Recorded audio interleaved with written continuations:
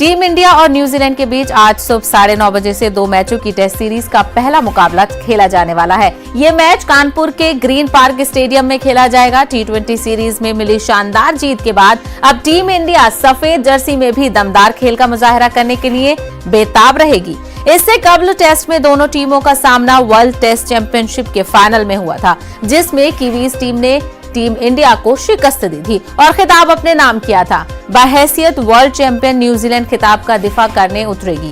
पहले मैच में team India ने कई हिंदुस्तानी खिलाड़ियों को आराम दिया है। इसी वजह से पहले टेस्ट के लिए प्लेइंग 11 का इंतखाब कप्तान अजिंक्य रहाणे और हेड कोच राहुल द्रविड़ के लिए आसान नहीं होगा। विराट कोहली, ऋषभ पंत, रोहित शर्मा और लोकेश राहुल की गैर मौजूदगी में कप्तान अजिंक्य रहाणे पर टीम को फतेह की राह पर गामजन करने की बड़ी जिम्मेदारी होगी। वहीं श्रेयस अय्यर कीवीज के खिलाफ टेस्ट में डेब्यू करने के लिए तैयार हैं।